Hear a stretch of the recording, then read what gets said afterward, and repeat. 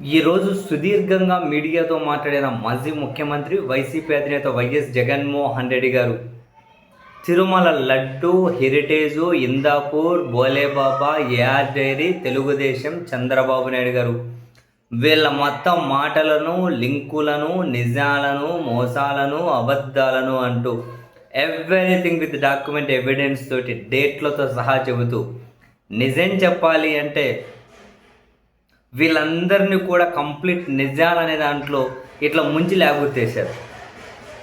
జగన్మోహన్ రెడ్డి గారు పూర్తిగా ముంచి లేగొత్తేశారు.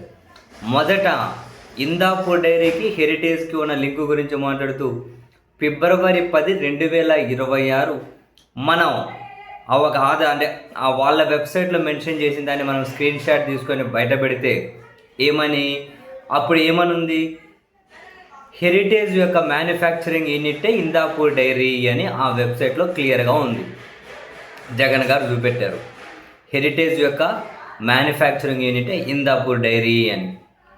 ఆ తర్వాత ఇది ఫుల్ చర్చలోకి వచ్చి ఆ రెండు ఒకటేనని చెప్పి వార్తలు స్టార్ట్ అయ్యేసరికి వీళ్ళేం చేశారు, ఫిబ్రవరి 14వ తేదీన ఆ కంపెనీ వైస్ ప్రెసిడెంట్ని, ఆ కంపెనీ యొక్క సేల్స్ హెడ్ని రాజీనామా చేసి పంపించేశారు. ఫిబ్రవరి 14 పంపించేసిన తర్వాత ఫిబ్రవరి 15 వచ్చేసరికి ఏం చేశారు, అప్పటి వరకు వెబ్సైట్లో ఉన్నది డిలీట్ చేసి, అంటే దాన్ని ఎడిట్ చేసి ఏం చేశారు, హెరిటేజ్ యొక్క కో మ్యానుఫ్యాక్చరింగ్ యూనిట్ ఇందాపూర్ డైరీ అని చెప్పి మార్చారు. సో ఇక్కడే వాళ్ళ ఆందోళన, వాళ్ళు డిలీట్ చేసి ఎడిట్ చేసి చేసుకుంటూ ఉండడం, ఏదో తప్పు జరిగింది అన్నదైతే ఖచ్చితంగా తెలుస్తుంది కదా. ఆ ఆధారాలన్నీ జగన్మోహన్ రెడ్డి గారు చూపెట్టారు. ఇందాపూర్ డైరీ హెరిటేజ్ యొక్క మ్యానుఫ్యాక్చరింగ్ యూనిటే అని చెప్పి జగన్మోహన్ రెడ్డి గారు చెబుతూ, నెక్స్ట్ ఇందాపూర్ డైరీకి ఇప్పుడు కాదు 2015లోనే ఇందాపూర్ డైరీ టీటీడీకి నెయ్యి సరఫరా చేసింది, కేజీకి 278 రూపాయలు చొప్పున. ఆ తర్వాత సరఫరా చేసిన తర్వాత 2016 మార్చి 18న ఇందాపూర్ డైరీకి అది డిస్క్వాలిఫై అయింది. ఇందాపూర్ డైరీ 2016 మార్చి 18న డిస్క్వాలిఫై అయింది. డిస్క్వాలిఫై అయిన ఫస్ట్ 15లో సప్లై చేశారు, చంద్రబాబు నాయుడు గారు ముఖ్యమంత్రిగా ఉన్నారు.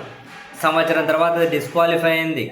డిస్క్వాలిఫై అయిన 3 నెలలు తిరగకముందే మళ్ళీ దాన్ని రెస్టోర్డ్ యాజ్ క్వాలిఫైడ్, దాన్ని మళ్ళీ క్వాలిఫైడ్ చేశారు. క్వాలిఫైడ్ చేసి నవంబర్ 27, 2018న కేజీ నెయ్యి 321 రూపాయల చొప్పున వాళ్ళు మళ్ళీ సరఫరా చేయడం మొదలెట్టారు. అండ్ జగన్మోహన్ రెడ్డి గారి పీరియడ్ వచ్చేసరికి వాళ్ళు కనపరాలే. మళ్ళీ 24లో చంద్రబాబు నాయుడు గారు ముఖ్యమంత్రి అయిన తరువాత ఇందాపూర్ డైరీ డిసెంబర్ 16, 2025న ఏకంగా 1 కేజీ నెయ్యి 658 రూపాయల చొప్పున వాళ్ళకు కాంట్రాక్ట్ ఇచ్చారు. 658 రూపాయలు 1 కేజీ నెయ్యి, ఒక్కసారిగా డబుల్ అయిపోయింది. సో ఇందాపూరు, హెరిటేజ్ వాళ్ళిద్దరూ ఒకటే. అండ్ హెరిటేజ్ ఇందాపూర్ ద్వారానే నెయ్యి సరఫరా చేసింది అన్నది వీళ్ళ పాయింట్. అండ్ హెరిటేజ్ యొక్క మ్యానుఫ్యాక్చరింగ్ యూనిట్టే ఇందాపూర్ డైరీ అని చెప్పి వాళ్ళే మెన్షన్ చేసుకున్నారు.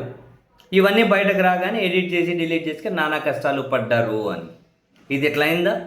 నెక్స్ట్ బోలేబాబా, అదే హ్యార్స్ డైరీ అనేవాళ్ళు 2018 అంటే మళ్ళీ చంద్రబాబు గారు ముఖ్యమంత్రి ఉన్నప్పుడే జూన్ 26వ తేదీన దానికి టెక్నికల్ క్వాలిఫికేషన్ వచ్చింది టీటీడీ నుండి. వీళ్ళ టీం వెళ్ళింది, వాళ్ళ డైరీలకు పరిశీలించి బోలేబాబాకి టెక్నికల్ క్వాలిఫికేషన్ ఇచ్చారు. 2019 మార్చి వచ్చేసరికి అదే బోలేబాబా టీటీడీకి 82,000 కేజీల నెయ్యి సరఫరాను చేశారు. అవునా.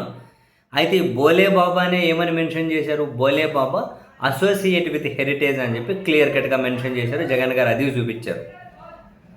ఇప్పుడు నెయ్యి అప్ టు ద మార్క్ లేదని, నెయ్యి కల్తీ అని చెప్పి ఏదైతే ఏఆర్ డైరీ దాని చుట్టూ సుప్రీంకోర్టు నియమించిన సిబిఐ ఛార్జ్షీట్ ఉందో, ఇప్పుడు దాని టైం లైన్కి వస్తే ఇప్పుడు ఏఆర్ డైరీ ఇప్పుడు వాస్తవానికి సుప్రీంకోర్టు నియమించిన సిబిఐ సిట్ ఛార్జ్షీట్లో మెన్షన్ చేసిన అంశాలు, దాని చుట్టూ ఉన్నటువంటి నిజాలేంటి.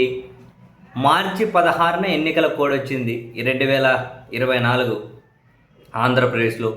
మే 13న పోలింగ్ జరిగింది, ఎన్నికలు అయిపోయాయి మే 13, అంతేనా. మే 15వ తేదీన టెండర్లు ఓపెన్ చేశారు. మే 15 టెండర్లు ఓపెన్ చేస్తే ఆ టెండర్లలో ఏఆర్ డైరీకి కాంట్రాక్టు పోయింది. కాంట్రాక్టు పోతే జూన్ 4వ తేదీ ఆంధ్రప్రదేశ్లో ఎన్నికల ఫలితాలు వచ్చాయి. జూన్ 12వ తేదీన ఏఆర్ డైరీ అనేది నెయ్యి సరఫరా స్టార్ట్ చేశారు. ఇప్పుడు జూన్ 12న, జూన్ 20న, జూన్ 25న, జూలై 4వ తేదీ 4 ట్యాంకర్లు సరఫరా చేశారు. ఈ 4 ట్యాంకర్లు కూడా పాస్ అయ్యాయి. ఇక్కడ ఇంకో ఇంట్రెస్టింగ్ ఏంటి అంటే, ఎవరైతే టీటీడీకి నెయ్యి సరఫరా చేస్తారో వాళ్ళు ఒక అక్రిడేటెడ్ కేంద్ర ప్రభుత్వ జాతీయ స్థాయిలో గుర్తింపు ఉన్నటువంటి ఒక సంస్థ, అంటే గుర్తింపు ఉన్నటువంటి అక్రిడేటెడ్ సర్టిఫికేట్ తీసుకొని రావాల్సి ఉంటుంది.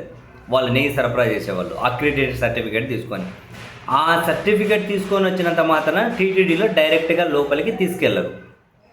ఇక్కడ కూడా టెస్టింగ్ మెకానిజం ఉంటుంది. ఇక్కడ కనుక అప్ టు ద మార్క్ లేకుంటే టీటీడీ టెస్టులో దాన్ని వెనక్కి పంపుతారు. అంత విజయవంతమైతేనే లోపలికి పంపుతారు. సో ఏఆర్ డైరీ అనేది ఏఆర్ డైరీ అనేది July 4, July 6, July 12, June 20, June 20, June 25, June 12, వాళ్ళు జూలై 4 ట్యాంకర్లను సరఫరా చేశారు. ఫస్ట్ జూన్ 12 స్టార్ట్ చేశారు. June 20, June 25, July 4 AR dairy నుంచి చంద్రబాబు గారు ముఖ్యమంత్రి అయిన తర్వాత 4 ట్యాంకర్లు వచ్చాయి. అవి టెస్ట్ చేశారు, పాస్ అయిపోయినాయి. ఆ తర్వాత సబ్సిక్వెంట్గా జూలై 6, జూలై 12 4 ట్యాంకర్లు వచ్చాయి. అవి ఫెయిల్ అయ్యాయి. జూలై 6, జూలై 12 ఫెయిల్ అయ్యాయి. ఇదంతా జగన్మోహన్ రెడ్డి గారు సిబిఐ ఛార్జ్ షీట్ ఓపెన్ చేసి మరీ చూపించారు. ఫెయిల్ అయితే అది వెనక్కి వెళ్ళిపోయాయి. వెనక్కి ఎక్కడికి వెళ్ళాలి? మామూలుగా మళ్ళీ ఆ డైరీకి వెళ్ళిపోవాలి. కానీ వైష్ణవి క్రషర్ స్టోన్ యూనిట్ అనే శ్రీకాళహస్తి దగ్గర అవి పార్క్ చేశారు. ఈ ట్యాంకర్లు పార్క్ చేసిన తర్వాత మళ్ళీ అవే ట్యాంకర్లే ఆగస్టులోను, సెప్టెంబర్లోను తిరిగి టీటీడీకి తెల్లవారుజామున 4 గంటలకు వచ్చాయి. ఆగస్టు, సెప్టెంబర్లో అంతా చంద్రబాబు నాయుడు గారు ముఖ్యమంత్రి ఉన్నప్పుడే మళ్ళీ రిటర్న్ టీటీడీకి తెల్లవారుజామున 4 గంటలకు వచ్చాయి. వస్తే దాన్ని ఈసారి లోపలికి పంపించేశారు. అవి లోపలికి వెళ్ళగానే ఇక్కడ చంద్రబాబు నాయుడు గారు జంతువుల కొవ్వు అది ఇది అని చెప్పి మాట్లాడడం మొదలెట్టారు. ఇది మొత్తం చంద్రబాబు నాయుడు గారి టైంలో ఇలా జరిగితే, మొత్తం చంద్రబాబు నాయుడు గారు ముఖ్యమంత్రిగా ఉన్న ఫ్రేమ్వర్క్లో జరిగితే గంపగుత్తుగా వైఎస్ఆర్ కాంగ్రెస్ పార్టీకి ఆపాదించడం ఏంటి అని జగన్మోహన్ రెడ్డి గారు క్లియర్ కట్గా అన్ని డేట్లు, అన్ని ఆధారాలు, అన్ని లింకులు చూపించుకుంటూ చాలా క్లియర్గా మాట్లాడారు. ఏం జరిగింది, ఎందుకు ఇంత కుట్ర చేశారు, మొత్తం వాళ్ళు ఉన్నప్పుడే సరఫరా చేశారు, వాళ్ళు ఉన్నప్పుడే టెస్ట్ చేశారు, వాళ్ళు ఉన్నప్పుడు వెనక్కి పంపారు, మళ్ళీ సీక్రెట్గా తెల్లవారుజామున 4 గంటలకు రిజెక్ట్ చేసిన వాటిని రప్పించారు. అవి లోపలికి పోగానే చంద్రబాబు నాయుడు గారు జంతువుల కొవ్వు అని మాట్లాడడం మొదలెట్టారు. అది కూడా ఏంటి, అవి కూడా ఏంటి, ఇంకా కొన్ని అన్నారు. అంటే ఎన్డీడీబీ ల్యాబ్ రిపోర్టు,